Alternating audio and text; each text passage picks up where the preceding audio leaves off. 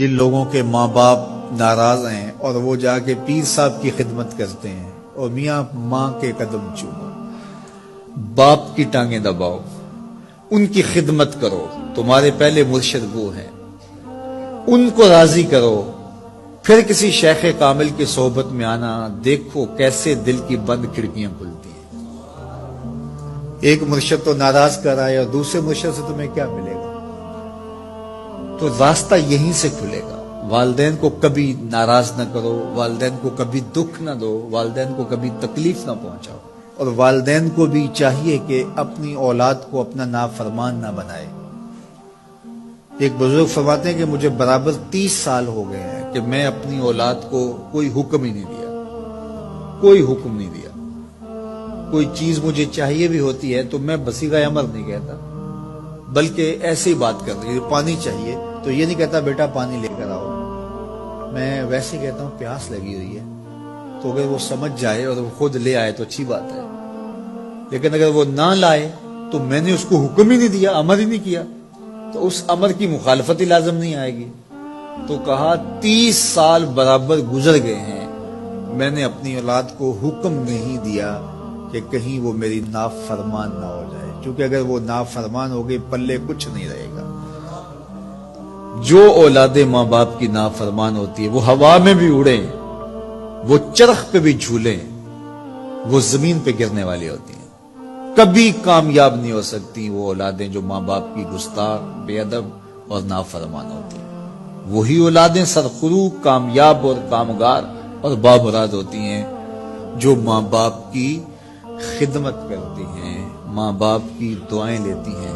وہ ایک بچہ ماں باپ کے پاؤں دبا رہا تھا، تو ایک بچہ ایک بر اعظم میں، دوسرے بر اعظم میں، تیسرے بر اعظم میں بڑے بڑے کاروبار کر رہا تھا، تو کوئی اس کا دوست ملنے آیا، اس نے کہا کہ اس نکمے کو بھی کہیں بھیج دو، فلاں جو ہے وہ یورپ میں ہے، فلاں امریکہ میں ہے، وہاں اتنی بڑی کمپنی اس نے کھولی ہوئی ہے، اس نکمے کو یہاں بٹھایا، اس کو بھیج دو، یہ تو نکمہ کسی کام کا نہیں۔ کہا یہ نکمہ ہی تو میرے کام آ رہا ہے کہ نکمہ۔ حضرت بایزید بستامی کہتے ہیں کہ میں نے اپنی ماں کے آگے ہاتھ جوڑے، میں نے کہا امی تجھے راضی کروں یا رب کو راضی کروں؟ تو اپنے حق مجھے معاف کر دے، اللہ کو میں راضی کر لیتا ہوں۔ ماں نے کہا جاؤ پتر میں اجازت دیتی ہوں۔ گئے جنگلوں میں، ذکر و فکر میں لگے رہے، تنہائی میں اس کو یاد کرتے رہے، دن رات